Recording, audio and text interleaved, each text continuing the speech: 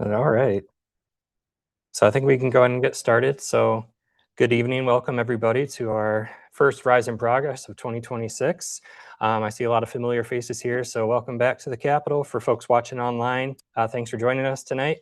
My name is Brian Page. If you don't know me already, I'm the Capitol Registrar and Collections Registrar and Web Coordinator. So I take care of our artifacts here and archives, and I manage our web services as well. And like I said, we're here for our first Rise in Progress of 2026. This is, of course, a year-long monthly series of programs that our education staff has been doing since 2021.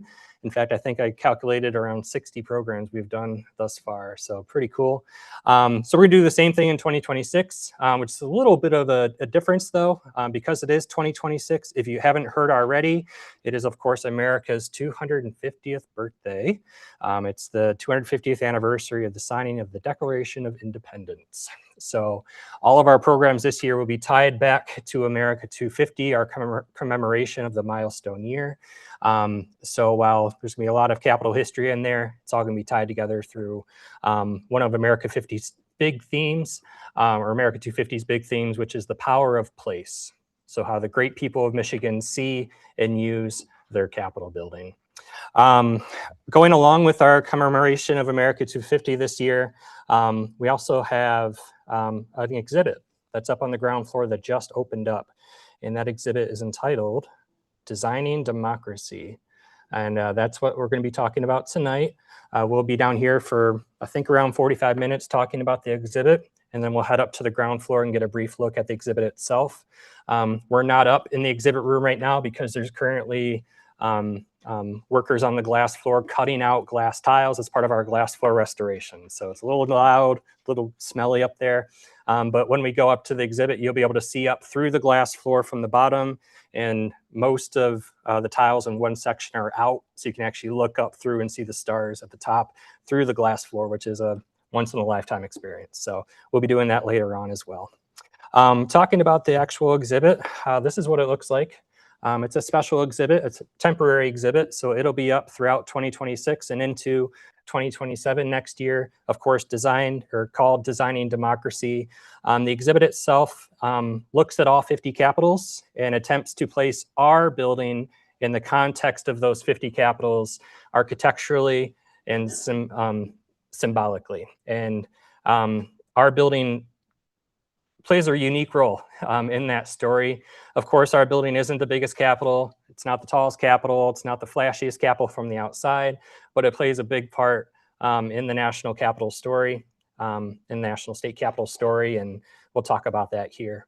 So that was one of my goals of the exhibit, was trying to answer where our building fits in contextually with the other 49 capitals. But also another goal is that I just wanted to inspire you tonight to maybe go visit another capitol or two. I have a long way to go on my journey to see all 50, but I encourage you, anytime you get in the state, stop by the capital city if you can, take a look at the Capitol, even from the outside, take in the beautiful architecture of these buildings. They're true treasures of the nation. So I passed out a handout to all of you, and folks online will be seeing the same thing online. I'm going to talk about all 50 capitals, and easiest way to do it in terms of the design of the exhibit is that I split our 50 capitals into 4 eras, chronological eras. So during the presentation and up in the exhibit, you can start with the oldest capitals, and then we'll work our way to the most recent capitals. So with that, we'll go ahead and dive on into the first era of our state capitals. Here's a look at all the handouts that everybody has here in person. And we'll dive into our first page, which is our early capitals. America's early capitals, which range from our oldest existing capital, which is Maryland in 1779, all the way up to the start of the Civil War, which was Ohio's in 1861. Ohio didn't start the Civil War, but they're the last one built before it, are an interesting case study in early American architecture. What we see across these capitals is very symbolic of the birth of America itself. A rather drastic transition from something that was somewhat colonial, more English looking in style. You have a lot of Georgian architecture, a lot of federal architecture style in these buildings, and it slowly transitioned into something a little more unique, something more classical along the Greek revival style lines. This is especially prevalent with Thomas Jefferson's Virginia Capitol design. This stands out amongst its Georgian and federal style counterparts as a bold statement of the burgeoning American ideals of the founding fathers, designed by Thomas Jefferson. He's right amongst them. This new system of government they are creating would draw upon the classical ideas of democracy and republicanism rather than the tyrannical monarchy of the English rule. So they're trying to set this building apart. Though there is a subtle shift from something more English in style to something more classical in style amongst these buildings, there is a commonality amongst these buildings, and you might notice the domes on top of each one. And if you ask yourself, why domes? There's a handful of reasons, but some of the main two. First off, two of Europe's most famous historical structures had domes. The Pantheon and St. Peter's Basilica, both in Rome. While these domes were religious in style, these domes shared a similar goal to our dome that we have upstairs, and that is to inspire, right? So when you're looking at the dome of the Pantheon, you're looking up through an open circle into the sky above. When you're looking at our Capitol, you're looking through a circle with painted stars, a painted sky up above. They're both meant to inspire you to think about your place in this world, think about your place in this state and the role that you play. Second reason why we have domes are the Romans. We were modeling our new nation after them, after their system of government, and they used domes as symbols of authority. While the Romans, after following the Romans, domes were sparsely used on secular buildings. This new nation rising up would adopt the dome early on as its own, right? Civic buildings featuring domes would become something uniquely American. Though I'll refer to those early Capitol domes we see in these pictures here as modest, very shallow, short domes, they weren't exactly a statement of modesty. These buildings were made to stand above the rest around them, but rather they were a product of limited resources and materials. These shallow domes reached as high as they could on limited budgets. These domes were often made of wood and then covered with copper sheeting, and they were probably more often seen as hazards than a necessity. These domes constantly leaked water. They suffered from structural issues and were a cause of constant fire paranoia. And it's probably safe to say that those who built them with a little caution and a little bit of restraint. You'll see that one dome stands out amongst this group, that of the Maine Capitol, but that's for a good reason. The Maine Capitol's dome was constructed in 1909 using steel, so they cheated a little bit. Now, one building with a rather modest dome and facade that would change all of state capitol construction for the better was the Alabama Capitol. After moving to the new city of Montgomery in 1846, a brand new capitol was constructed there that featured a wooden and copper dome, so it fit in amongst its others. Shortly thereafter, though, the building and its dome caught on fire, burned to the ground. Upon its reconstruction, the architect was on the search for something a little more fire resistant on the second go-around. Luckily, a few hours to the north in Nashville, Tennessee, a new state capitol building was being built there that was also seeking a fireproof structural element, that of iron, in the construction of the building's roof trusses and structural supports. Construction started there in 1845, making them the first state capitol to incorporate cast iron in its structure. Alabama would learn from their prior capitol burning and be the first capitol to incorporate iron in its dome construction in 1851. So if you're asking yourself, why didn't the earlier capitals use iron in their building of the domes? It's because prior to iron production advancements in England in the 1830s, iron here in America was very hard to procure and very hard to work with. New advancements in English cast and wrought iron took about a decade to make their way across the pond, but once they did, iron would begin or go on to transform American cities from the ground up, with everything from your average storefront to the eventual big city skyscrapers utilizing iron to build bigger, bolder, and more structurally sound. That being said, such a takeover of our American cities would take about a half century, as evidenced by the 1871 Chicago fire that lit up the entire city with its tinderbox construction. After the Tennessee and Alabama implementation of iron in their buildings, the next capital to follow suit was actually not a state capital at all. In 1856, the U.S. Capitol began construction of its new dome that we all know and love today. This dome would serve as an enlargement of its previous dome that you can see on the left, referred to as the Bullfinch Dome, named after its architect, that was built in the mid-1830s. That dome had fit in amongst the early capitals as a modestly shallow dome made of wood and copper. Its enlargement, though, would sit impressively on top and be made entirely of cast iron. When war broke out in 1861, though, debate raged over what to do with a now half-finished dome. Famously, it was decided to continue construction of the dome, even as much of our natural resources were diverted to the war effort.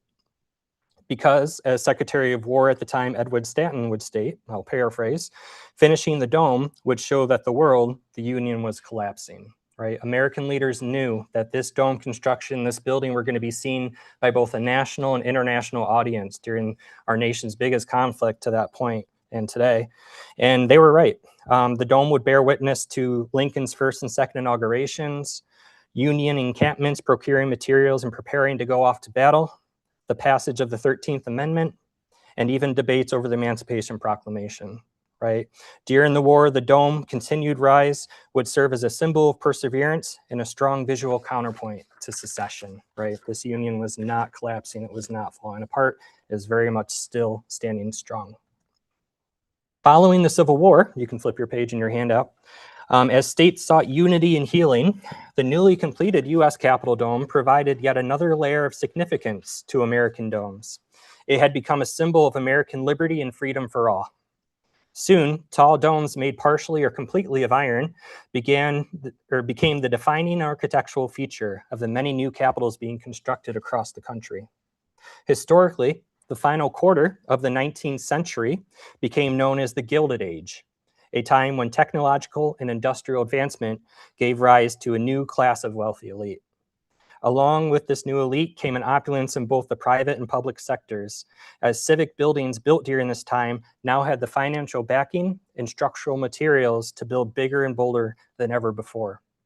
The capitals of this Gilded Age built off the foundation of those early capitals, embracing a newfound form of American civics architecture by drawing upon and embellishing the architecture of the ancient greats, of the ancient Romans and Grecians. Capitals of the Gilded Age would multiply the porticos and columns of the Virginia Capitol. They would extend the domes of the New Hampshire and Vermont capitals skyward and capture the enlightened and inspired architectural flows of the European Renaissance in an entirely American way, something unique that had never been seen before. California became the first state capital to build a large iron dome worthy of matching the US Capitol in 1869.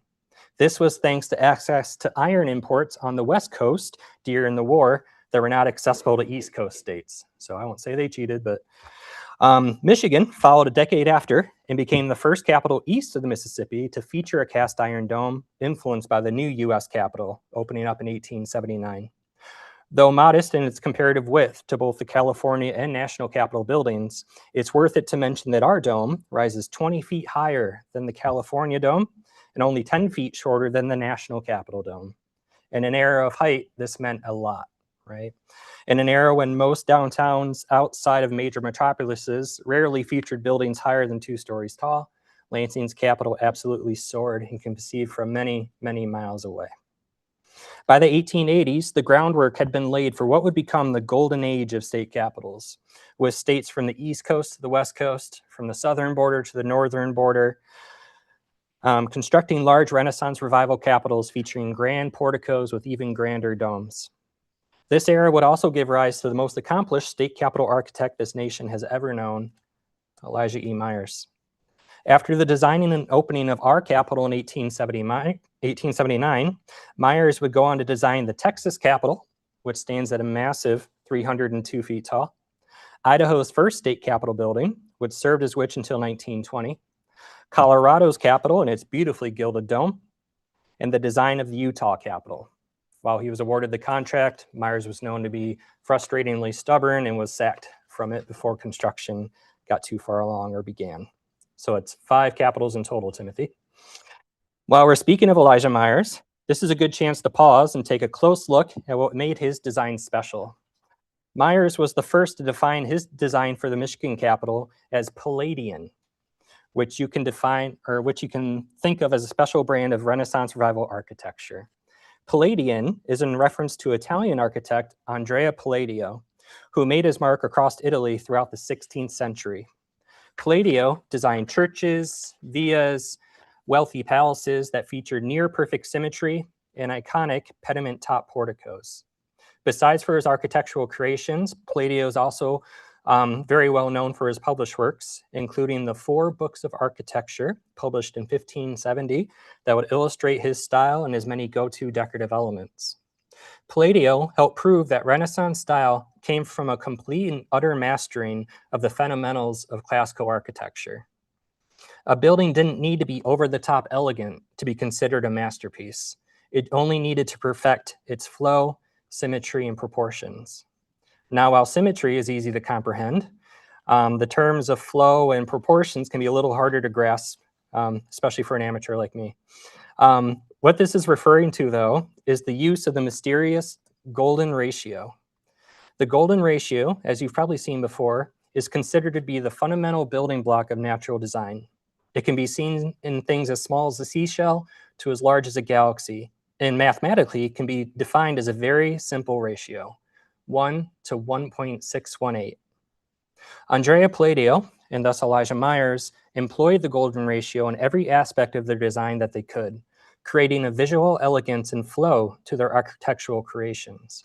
For example, on the Michigan Capitol, you can draw the golden ratio spiral from the lower corner of the building up through the peak of the end pediment, up to the central point of the dome, swirl down to the top corner of the central portico, sweep the top left and right corners of the 4 blocks windows, swoop down to the lowest elevation of the facade, swing back up to frame the west facade's entrance portico, and collapse in a tight spiral onto the central window of the building. Or, more simply put, the Capitol is 425 feet wide by 267 feet tall, and I'm guessing you can probably guess what that ratio is, 1 to 1.6. In all, Elijah Myers, the golden spiral helps illustrate how a viewer will perceive a building and the flow of their eye movements as they take it all in. Whether they're looking at the entire structure from a distance or looking at some key features up close, like even the window proportions, every aspect of the building is designed to achieve this golden ratio and flow.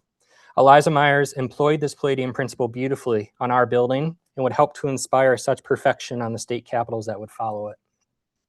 In all, the American Renaissance Revival capitals marked the clear establishment of classical architectural influence in the symbolism and appearance of American governmental buildings. From the federal level all the way down to the local courthouses and city halls. This is the era that would cement the picture of a big white building with a dome on top when we're asked to picture what the architecture of government looks like, right? Moving into our next era, the next page in the packet, we move into our American Beaux-Arts capitals. There's a very subtle shift in state capital styles at the dawn of the 20th century. It's hard, nearly impossible to pinpoint 1 or 2 main features that set apart a Beaux-Arts building from a Renaissance Revival building. Rather, I think we can see a continuing evolution in the first few decades of the 1900s of what grew out of the Renaissance Revival buildings of the 1870s, 1880s, and 1890s. Whereas the Renaissance Revival capitals focused on perfecting the fundamentals of classical architecture, Beaux-Arts buildings began to take on more theatrical approaches. They still rely on and employ the fundamentals, but they begin to use them in excess to build drama and create atmosphere. They're no longer only about mastering the flow, symmetry, and proportions to create perfection. There has to be a little touch of symbolism and story sprinkled on top as well.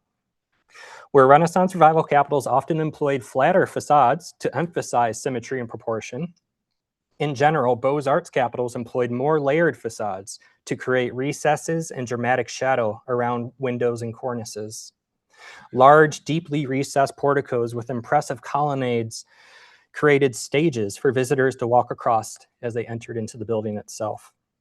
Capitol domes during this era became thick, heavy, and grandiose, often adorned with sculpture work and miniature domes and towers around them to emphasize the sheer size of the main dome. And while we in Michigan were uniquely graced with a beautiful park-like setting around our Capitol, in general, an even greater emphasis was put on the approaching grounds of Beaux-Arts capitals, trying to create that atmosphere around the entire building.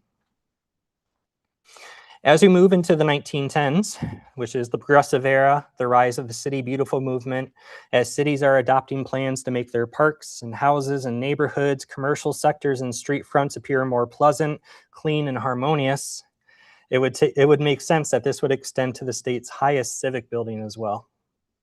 Whereas the Renaissance revival capitals of the previous era were designed to show national unity following the Civil War, I believe the Beaux-Arts era of capitals is what really gave rise to the idea of the state capital as a symbol of the state itself, something that was worthy of being unique from every other one. An idea that would run rampant with our next and final era of capitals, our modern capitals on the back page. The era of the Renaissance revival and Beaux-Arts capitals would come to an end with the Great Depression. Overall, the period from the end of the Civil War to the Great Depression would see 29 of our current state capitol buildings built. Before we get into the rather interesting architecture of the modern era capitals, I wanted to make a brief side note. The era of the Great Depression is a tricky one for state capitals, as you would probably approach the era thinking one of two ways like I did. Either A, there were not many capitals built in the 1930s due to a depression, or B, if there were capitals built, they were probably largely received support from New Deal federal money to do so. In fact, neither of these are true. From 1931 to 1938, 7 states would open new capitol buildings: Alaska, Nebraska, Louisiana, West Virginia, Delaware, North Dakota, and Oregon.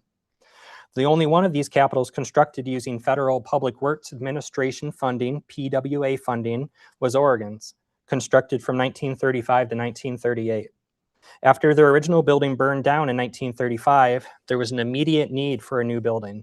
Federal assistance would kick in and cover up to 45% of the new building's funding. So you may be telling me now, well, surely the construction crews building these capitals were New Deal funded at least. And to that I respond, only one. North Dakota's new capital, built in 1934, built after their original building burned down in 1930, used employees contracted through the Works Progress Administration, WPA. And so that you may be asking yourself, well, how did these states justify building brand new capitol buildings during the Great Depression if they weren't receiving federal money to do so? The answer to that is just a matter of timing. Outside of North Dakota and Oregon, the capitals in West Virginia, Delaware, Louisiana, and Nebraska had all been started in the 1920s prior to the fall of the stock market, and thus they had already begun their funding and bond programs for their states when the money was available. One capital serves as a caveat to all of this. You might have been caught me on my gotcha earlier. That is the Alaska state capital, which opened in 1931. Though, of course, it wasn't built to be a state capital, as Alaska wouldn't become a state for another 2 decades. Instead, this building was built as a territorial courthouse and office building. Because it was built as a territorial building then, that means it was entirely federally funded, but because it opened up in 1931, it was not built with New Deal money. So you can still cross that one off the New Deal list. So with all this being said, architecturally, you can see a very dramatic shift with the 10 capitals built from the Great Depression onward. The biggest difference from the early generations of capitals is the lack of domes. Outside of West Virginia's, that was designed during the Beaux-Arts era, still has a dome on top, these other modern capitals take on much greater regional or state flair. These capitals were designed to stand out from the now universal style of the traditional state capital, and instead seek to convey something different: government efficiency and modernism. That's why this era would give rise to the skyscraper capitals built in Nebraska, Louisiana, North Dakota, and Florida. Government was going to act as a business with streamlined efficiency, and thus their no-nonsense governmental centers were going to reflect that. Where other states were functioning under old-fashioned ways of operating under old-fashioned decadent domes, these states had something different to offer. Speaking of streamlined efficiency, if you take a look at the Oregon Capitol a little closer, it was built to reflect the streamlined, modern architectural style. Opening in 1938, right on the eve of World War II, I think it looks like a stone battleship or even a military command center itself ready to go off to war. Perhaps the most unique of the modern capitals is Hawaii's, whose relatively squat stature is meant to honor their former territorial capital. Its legislative chambers are curved to mimic the slopes of a volcano, and it is surrounded by a water and glass reflective pool that resembles the glassy blue waters that surround its islands. America's newest state capitol opened just 49 years ago in Florida. A tall skyscraper winged by two shorter office buildings, the bleak facade of the building is saved by its former historic capitol, which still stands and operates as a museum directly in front of it. Now, it's hard to say when we'll see our next new capitol built. In the mid-1980s, the state of Alaska acquired land from the city of Juneau for the purposes of building a new capitol building. In 2005, a design competition was held, but the winning design proved to be both costly and unpopular with Alaskan residents and was scrapped. You can see that design in the bottom left corner has a transparent glass dome. Their dream of a new capitol is currently on hold, as in 2022, the state ended up transferring that land. They gave that land back to the city. It's kind of an admittance that a new capitol is not coming anytime soon. And if it does, it might not even come in the city of Juneau. Over to the right, you can see the Oklahoma Capitol that opened up in 1917. They got as far as the roof and then ran out of money. So while it was designed to have a dome, it didn't have a dome on top. Up until 2002, just 24 years ago, a Renaissance Revival dome was built on top of their Oklahoma Capitol. And then you might see in the news this year, down in Alabama, there is a new state house that is set to open. And while usually the terms of state house and state capitol can be used kind of interchangeably, one state has a capitol, one state has a state house, Alabama has decided that they're just going to have both. So their new state house that's going to open up this fall will be a legislative office building. It'll be right across the street from their current capitol, which will still operate as their seat of government. So if you get tricked by the news, it's just an office building that's opening up. Now, what I hope you're thinking is, why hasn't there been a new capitol built in over or almost a half century? Some of these buildings are very, very old. There are several answers to that. First, we know how to make old buildings safer. We know how to add structural supports, safer mechanical upgrades, infrastructure systems, advanced fire suppression systems. We know how to add these things to make these buildings safer in a discreet and respectful manner to these historic structures. Secondly, in the 1950s, 60s, and 70s, we fell in love with modifications. Many states weren't afraid to make interior alterations to their building in the name of modernization, which means a lot of capitals were somewhat rebuilt from the inside out. Thirdly, we have a greater historical appreciation for our historic architecture now. We'll talk about that in just a moment. Fourth, we no longer abide by the 19th century notion that the entire state government should or needs to fit within one single structure, right? A lot of capitals up until the 1900s were built with the ambitious plan of housing every state department, official, agency, legislative body, high court. But as we experienced here in Michigan, that's simply just not possible. From day one, our capitol opened up. It was much too small.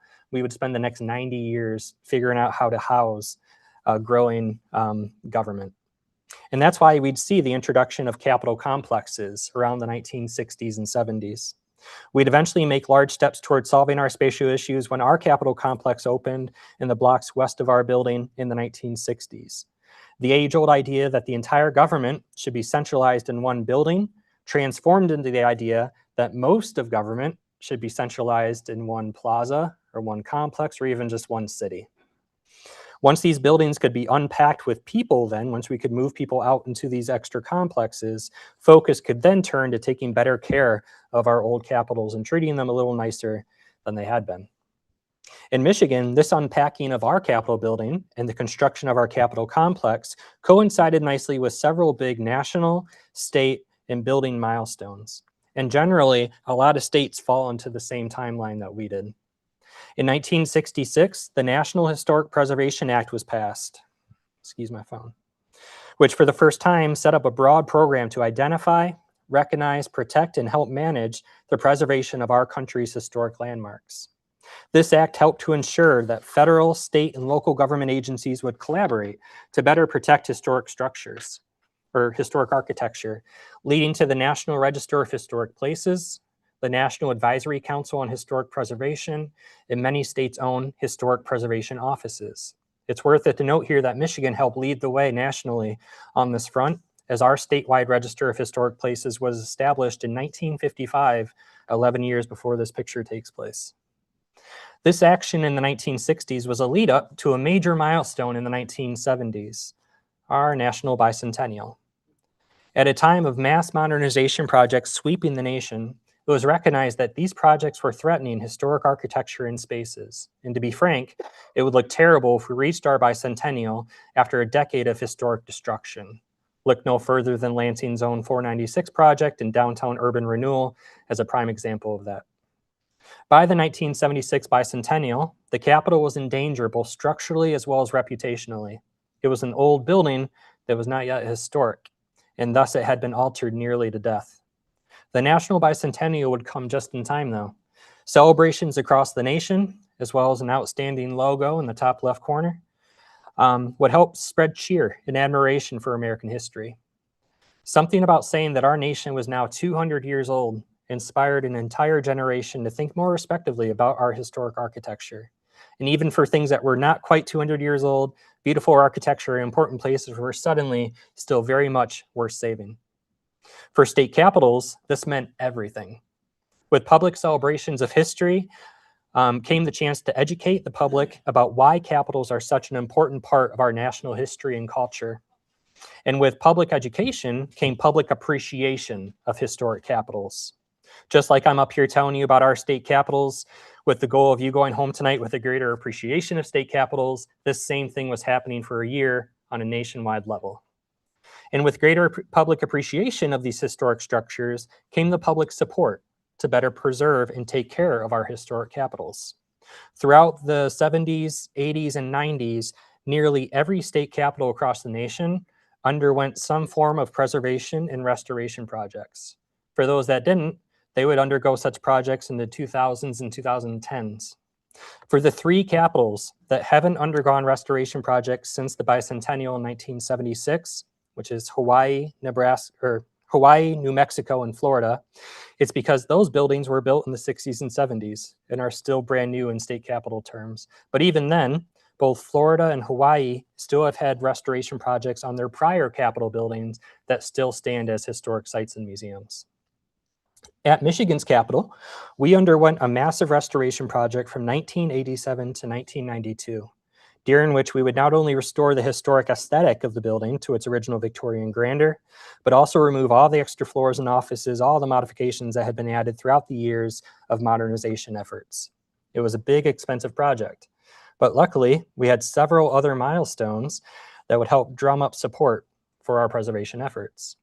After the National Bicentennial in 1976, the Capitol celebrated its 100th birthday in 1979. In 1987, Michigan celebrated its 150th birthday.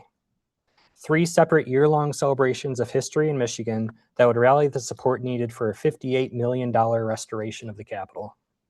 And man, it did not disappoint, right? Complete with Renaissance Revival architecture, one of the nation's first cast iron domes, over 9 acres of hand-painted artwork, one of the nation's largest glass floors, the first of 5 capitals designed by famous state capitol architect Elijah Myers. It's truly a site worth saving. And save it we did. Upon the completion of the 1992 restoration, the building was designated as a National Historic Landmark, one of only a handful of state capitals to ever receive such a national honor. Which brings us to 2026, our nation's 250th anniversary. A year-long commemoration of our nation's history, including its historic architecture in significant places. On top of that, in 2029, 3 years from now, our capital will celebrate its 150th birthday. In 2037, 11 years from now, our state will turn 200 years old, and you can bet the capital will play a part in those celebrations. How have we prepared for a decade of upcoming celebration and attention? Well, by doing a decade's worth of preservation to continue the goals set forth during the restoration 35 years ago. In 2014, the Michigan State Capitol Commission was formed, a government entity tasked with the mission to preserve the past and inspire the future while maintaining and caring for the Michigan State Capitol. From the get-go, the commission recognized that the Capitol, while still stunning from its restoration 25 years prior, was also technologically outdated from its restoration 25 years prior. Its roof, dome, and pipes were leaking water, leading to damaged structural and decorative elements. Its masonry exterior and antiquated steam heating system weren't able to protect against Michigan's unpredictable climate, creating uncomfortable working conditions and yet more damage to structural and decorative elements. Because so much effort had been put into restoring the building's 9 acres of artwork during the restoration, it was a disservice to the public to see the paint chipping and peeling away, to see plasterwork falling from ceiling cornices, to see walls themselves suffering stress fractures. But it would have been rather silly to fix up all these decorative elements if the walls and ceilings behind them had deeper issues. So in 2015, the Capitol underwent an exterior renewal project in which its cast iron dome and its tin sheet metal covering were repaired and repainted, scaffolding built all the way up to the top. And the sandstone facade of the building was cleaned, repointed, repaired, and in some spots replaced. Once the outside was fixed up, in 2017, attention turned to the Capitol's inner infrastructure, to put it politely, its guts. This next project would address the HVAC, electrical, plumbing, security, fire suppression, and lighting systems. The work is much too vast to cover here, but in general, the project aimed to update systems, better organize different systems, no more leaking water pipes next to electrical boxes, clean and replace badly corroded pipework, and improve the building's protection against external weather conditions. In 2018, the Capitol's HVAC system was completely reinvented.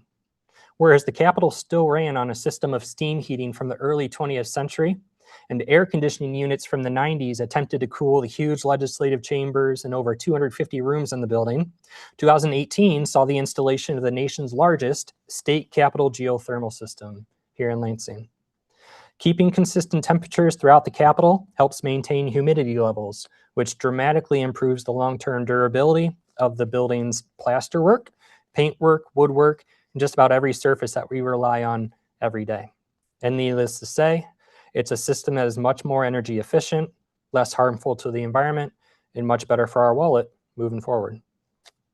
In 2019, we tackled a vision that had been decades in the making, as a proper visitor center was constructed underground here at the Capitol. Surrounded by those geothermal wells, the visitor center, named Heritage Hall, is a 40,000 square foot welcome and event center for our visitors. If you haven't been there yet, make sure you come visit sometime. Heritage Hall has helped to alleviate the wear and tear on the Capitol's historic surfaces, as a majority of the events that occur in Heritage Hall used to occur right upstairs, with tables and chairs being bumped against the 19th century walls. Our most recent project at the Capitol occurred over the past few years.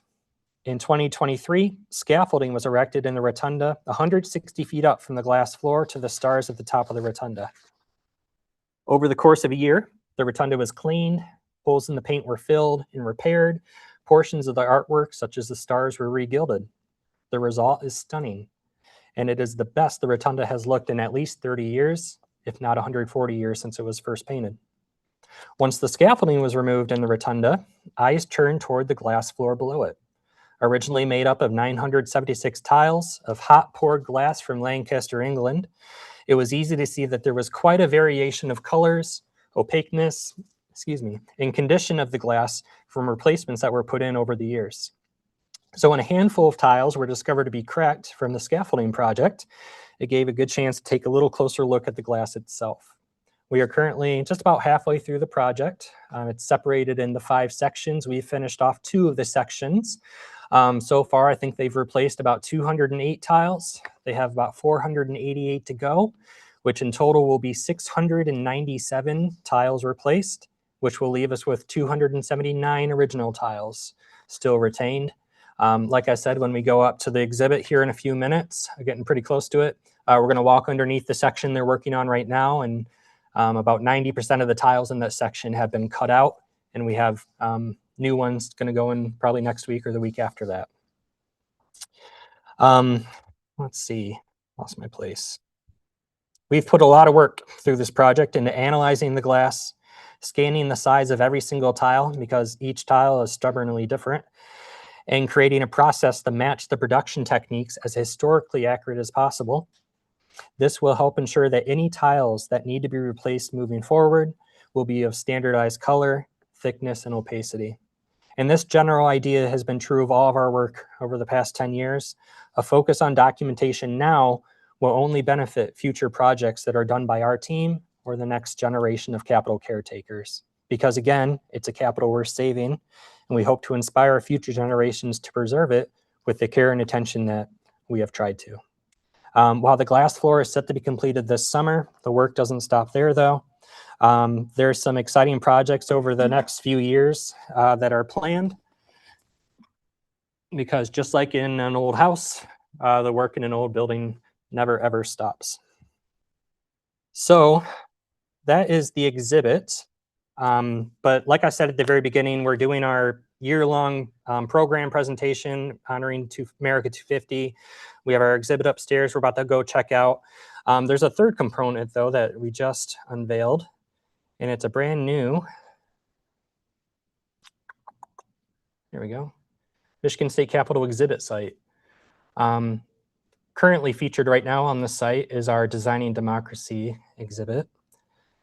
But we also have featured our other Capitol exhibits, such as another exhibit up on the ground floor we'll see when we go and check out Designing Democracy. We have our Heritage Hall exhibits down the ramp out here. We have a prior exhibit that was in place before Designing Democracy there you can get all that information at. This website also features our entire calendar for this year of our programs that we'll be giving. And if you're interested in the title of a program, if you click on one, it brings you down to a description of it. And we have exact dates of them up through April. We'll add them as we get them, but you can see each presenter as well. So you can follow along with our whole year of programs up through November. And then something I'm super excited about, you can see all 50 capitals up close. You can open each one and see really high-def photos of our beautiful capitals. And for the first time ever, you can take a virtual tour of our Michigan State Capitol Dome. I'm not sure if I can close this window, but we'll just do a just brief look at this. So this was done with 360 photo camera technology in the fall. We went up and did a full climb of our Capitol Dome. If you didn't know already, most domes, or most capitals actually have two domes on them. You have the interior rotunda, and then the exterior dome you see on the outside sits on top of it. So while the stars feel like the top of the building, the top is actually another 100 feet above the stars. Up until the 1950s, anybody from the public could actually take a ladder and go up to the level of the stars and then climb 100 feet to the top of the building. But in 1951, the Elliott Larson building down the street had a really bad fire in their upper levels. So the fire marshal started thinking about this and decided it was a little too unsafe to let public up there anymore. For good reason. The only way up into the dome is by a ladder that goes 30 feet up inside of a 3-foot wide cavity. So better to be safe than sorry. It was closed back then, but for the first time, you can actually go up to the level of the stars and take a peek right up at them. You can also take a peek over the edge down at that glass floor project. And then you can move out to the guts of the building, or guts of the dome. This is what it looks like. I've always told people it looks like a spaceship almost. There's no other way to explain it. You have this middle enclosure that's around the oculus. That's a weatherproofing element. There's really no temperature control of the outer dome. So thus to keep all that cold air from going into the inner dome, then we have it enclosed there. We also have fire suppression pipes in there, but you'll take a look around. We're moving in all cardinal directions here around the oculus. This little staircase actually goes down to the first rail we were at. So right now you're in between both domes. That's the inner dome. The stars are going to be up above here. If you're kind of asking yourself where you are exactly along each route, we have original drawing and drone photo of the dome, so you can see exactly where you are in relation to the oculus. The allegories, the goddesses, are down here. The rail we started at up here. And then you work your way, climb your way all the way up to the lantern. So I won't do it here. I will leave the surprise for you when you get home. You can do it yourself. But I wanted to show you what that staircase or what the ladder looks like. If I can get to it through all my open windows here. So here you're still in between the domes, looking down. That's the staircase. It only gets steeper and steeper the more you go down. At this point, you have to duck underneath a window while you're on the ladder. Really tricky if you're trying to bring a 360 photo camera up there. And then this goes back up to the Oculus level. But like I said, I'll leave the entire climb for you. So this is at mscexhibits.org. You can do this and explore if you'd like. And then if you just prefer the view from the outside, last summer we actually had drone photos taken of the dome for the first time. So you can see straight on shots of each level of the dome, really for the first time ever. And you can see all these really intricate decorative elements that Elijah Myers designed.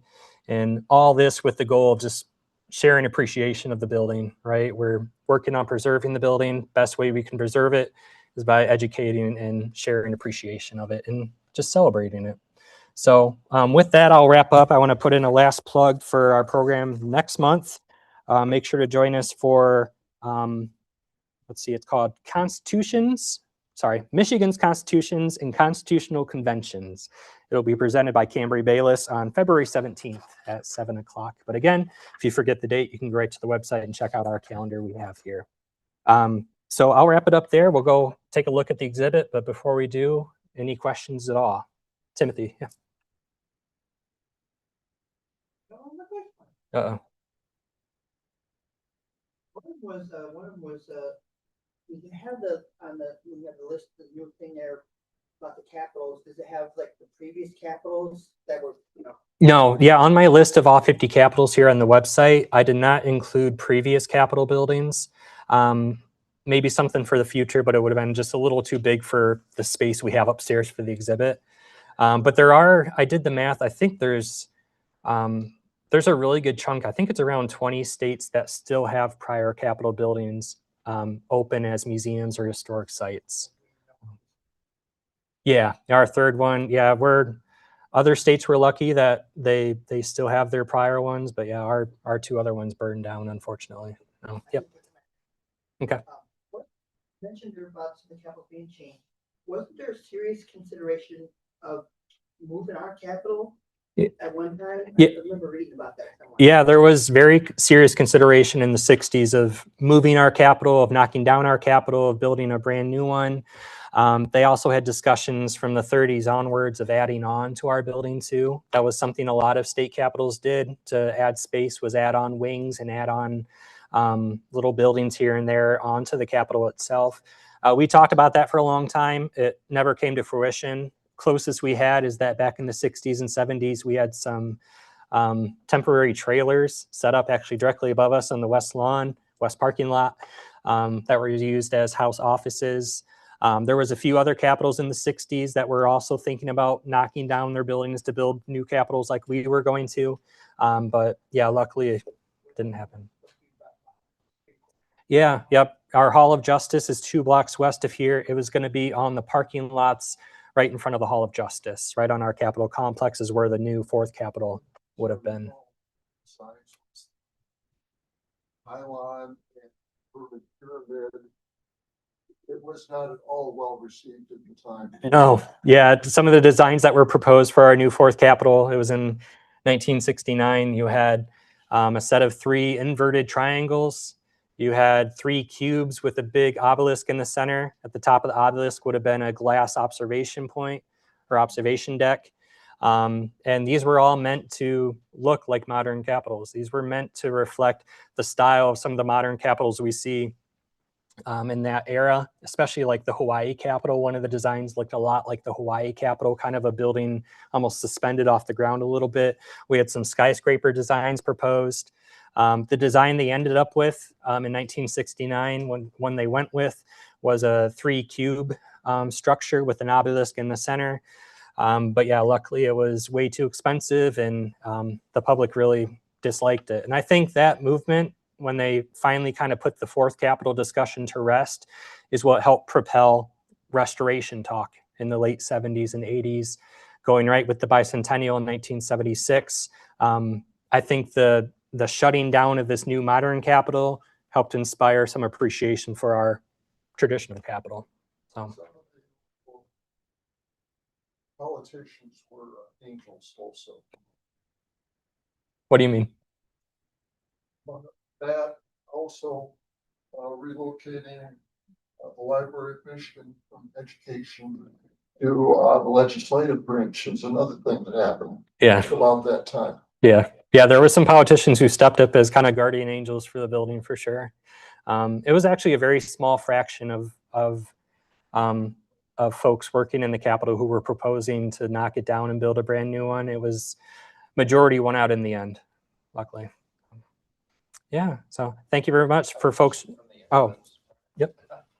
Somebody asks, how do America's state capitals compare to provincial or state capitals of our neighbors, like Canada, Mexico, and then also Europe? Oh, that's a great question. How do our capitals of America compare to other capitals of surrounding countries and provinces? That's some homework for you to do, to be honest. I was so busy looking at our 50 capitals, I didn't get to provinces and other countries yet. But I think you'll agree that American Capitol domes are something uniquely American. Britain's neo-Gothic. Germany is some sort of a classical revival, Okay. except the dome, which is glass. Yeah. Yeah. Interesting to think about for sure. So, yeah, we'll stop there. For folks joining us online, thank you so much. Enjoy the rest of your night. And for folks here, we'll go take a look at designing democracy.